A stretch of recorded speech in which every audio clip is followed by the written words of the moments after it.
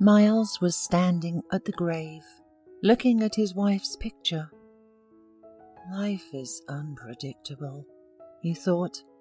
Most of the time we make mistakes, and the rest of the time we try to correct them. He and Nicole met 20 years ago. They were in love, and even thought they would be together for life. But then, when Miles was about to propose to Nicole, he met Vanessa. While Nicole was a calm, shy and quiet girl, Vanessa was the complete opposite, fiery, explosive and rule-breaking. Miles lost his mind from passion within a week. Vanessa, breathing hotly on his neck, said, "I want to go to the end of the world with you, to the farthest edge, and be there with you, only with you." And he, unable to refuse her, gave up everything, and they left. At first he was tormented by a guilty conscience, but then life spun around him. However, Vanessa soon wanted to go to the other end of the world, but at this time not with him. Frankly, Vanessa seriously shook his nervous system during the 5 years they were together. Therefore, when she decided to leave him for another man, Miles was just happy. He didn't go back to his hometown, especially since no one was waiting for him there. And he was ashamed too. He thought that if he met Nicole, whom he left without saying a word, he would vanish into thin air with shame. Instead, Miles plunged into work, and by the age of 30, he had his own little business, and by 40, he was considered the richest person in the area. But he lacked one thing: happiness. Of course, he had women, but he didn't want to tie himself to any of them. He couldn't understand why until one beautiful day when he realized that he was comparing every woman to Nicole. And then he decided to go back. He did everything quickly so that he wouldn't give himself time to change his mind. When he settled in a new place, he began to look for Nicole. Miles understood that she might be a married and respectable woman, but to his enormous horror, he found her not married, but dying in a hospice. "Miles, is that you? You came back," she whispered when he entered her room. Miles, seeing a tear roll down her cheek, rushed to her and hugged her hand. "Nicole, my dear Nicole, everything will be okay. Do you hear? We will definitely cure you." Nicole smiled faintly, and Miles rushed to the doctor. "You understand there is no chance. She has a month left, maybe 2. "This cannot be. I don't believe you." "It's too late. No treatment can help anymore. The most you can do for her is to brighten her last days." Miles did everything he could. He took care of Nicole and hired the best caretakers for her. One day, while sitting next to her, he asked, "Tell me, have you got a dream? What do you want?" Nicole smiled weakly. "You know, I actually have a dream, or rather 2. I always wanted to marry you. When you left, I had already found a wonderful wedding dress and imagined myself wearing it. I even saw our wedding in my dreams. It was so beautiful." Miles closed his eyes painfully, then said, "We will have a wedding, a real one, I promise you." He stood up, was about to leave, but stopped. "And the second dream?" "I'll tell you later. I will definitely tell you." 2 days later, Nicole, who could barely stand without the support of his arm, became his wife in a wedding dress, with a beautiful hairstyle and tears in her eyes. She held on with all her might, and even managed to attend the celebratory dinner. There weren't many people. Miles hadn't made friends here yet, so the guests were mainly medical staff, those with whom Nicole had been in contact in recent times. And 3 days later, she got worse. The woman was taken urgently to the hospital. Miles didn't leave her side, transferred all his duties to his deputy. Luckily, the man was reliable. He understood that this was her end. Nicole, what about the second dream? You wanted to tell me something, he asked her, gently stroking her head. But Nicole didn't answer. A week later, she had gone forever. Miles didn't just cry. He roared like a wounded animal. He blamed himself for everything. If he had come earlier, if he had never left. Today marked exactly 40 days since Nicole left him forever. He sighed heavily, put his hand on the gravestone for a second, and walked to the cemetery exit. He didn't want to go home. It was too lonely there. Miles seriously thought about getting a cat, but immediately dismissed the idea. Who would be with him if he was constantly in his office? Coming home, Miles walked through the empty rooms and looked at the layer of dust. A woman used to come and clean twice a week, but she had quit a month ago, and he should have found a new housekeeper a long time ago. Suddenly the doorbell rang. Miles opened the door and saw a thin girl in front of him. "Hello. Excuse me, please. Your neighbours suggested that you might have a job for me." Miles looked at her with curiosity. "What kind of job are you looking for?" "Oh, it doesn't matter to me. I don't have a choice in my position. I can clean, cook, take care of the garden. I just need a job. And, if possible, with accommodation." "Well, come in. Do you have any documents?" "Yes, of course. Here are recommendations from my previous job." Miles was sifting through the papers. The girl was almost 22 years old. He looked up at her and nodded towards her small but noticeable belly. "Does the child have a father?" The girl wasn't embarrassed. "Of course, he has a father. Children are not born without a father." But he decided to wash his hands of it. "You're not from this city. Why did you come to us?" "There's a reason. I wouldn't want to talk about it now. Maybe later." Miles thought for a while, then said, "Okay, I'll take you, but with a probationary period. I never hired anyone off the street before, always through an agency, but there's a first time for everything. Let's go. I'll show you the room and where everything is." 3 days later, Miles couldn't understand how he lived without Emma. Everything at home was clean, and this was, although his house was huge. The aromas emanating from the kitchen were so enticing that he felt like he was in a good restaurant.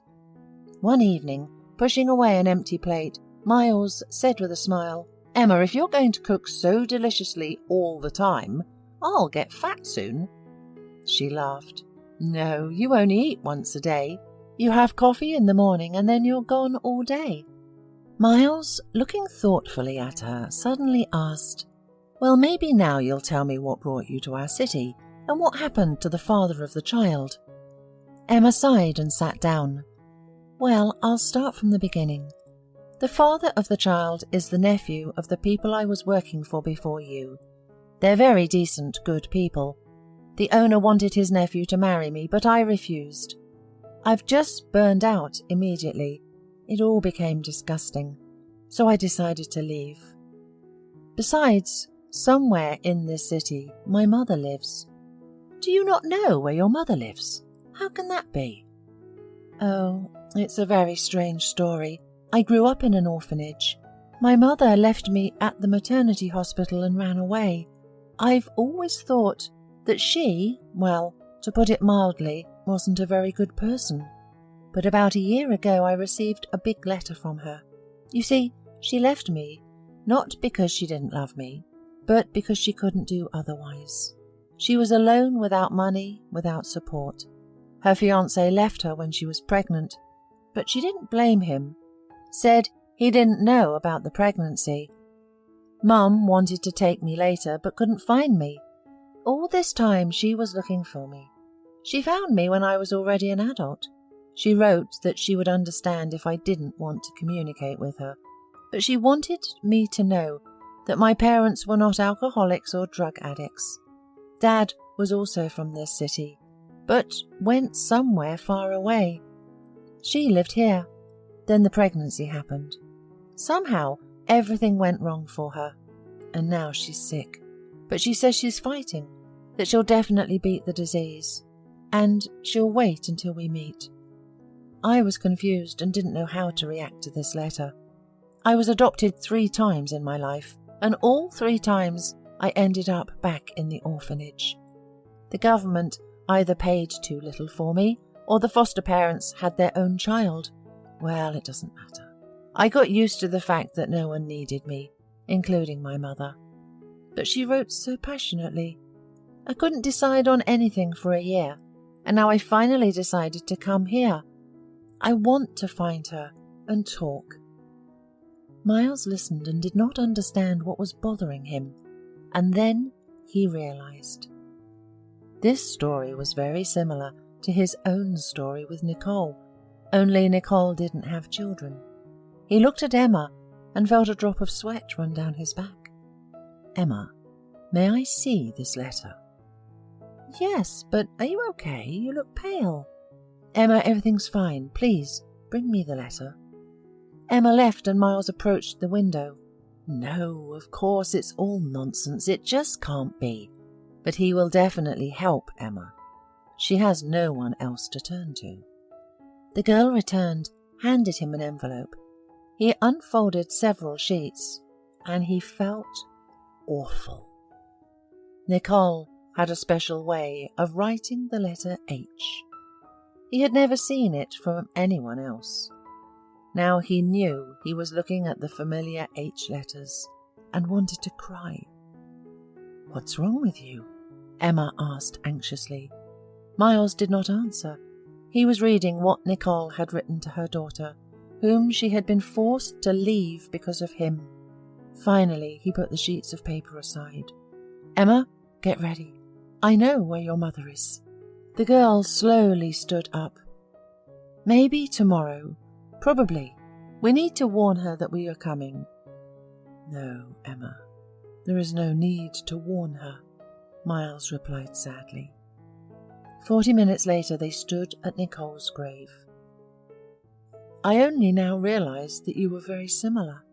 Perhaps that's why I didn't refuse you in the job, even though I didn't realize it."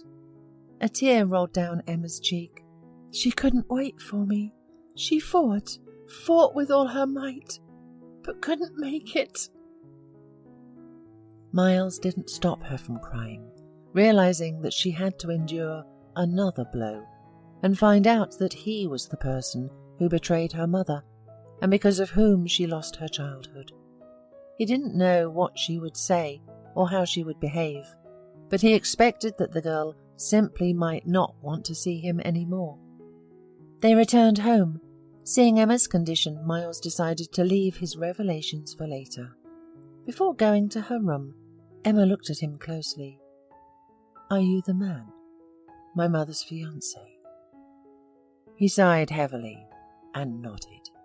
Emma looked at him for a moment and silently disappeared into her room.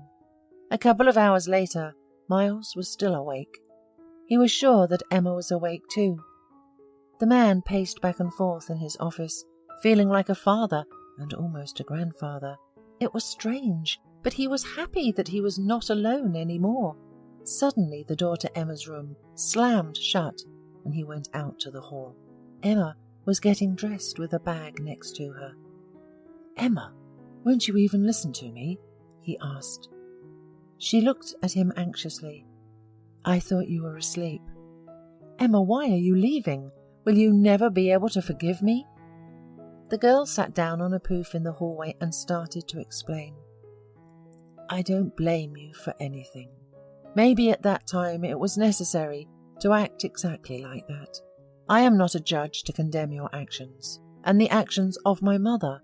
It happened the way it happened, but I can't stay." Miles didn't understand. "Emma, why? You understand that I have enough space.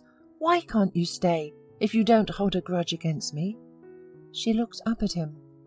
"I don't want you to think that I stayed because of your money and I don't know if you want me and my baby to stay here. I don't want to bother you with unexpected relatives." Miles nervously laughed. "This is nonsense. Firstly, you're not guilty that your father is a millionaire. And secondly, Emma, I ask you to stay. I want to have a family, and I want my daughter from the only woman I ever loved to live with me." 4 months later, a strong boy was born. Miles looked at his grandson in amazement. "He's so small, so cute, and I'm a grandfather." The man carefully took the baby in his arms and felt something pinch in his eyes. He quickly turned away so Emma wouldn't notice, but she did. She put her hand on his shoulder. "Dad, what's wrong?" Miles hugged her tightly with his other arm. "Oh, Emma, we'll live so well now. Stefan will go hunting and fishing with me. We'll box together." Emma laughed. "Not so fast. He doesn't even know how to walk yet." "It doesn't matter. We'll learn everything quickly together," replied the happy Miles. If you enjoyed the story, please support me with a thumbs up button. Thank you.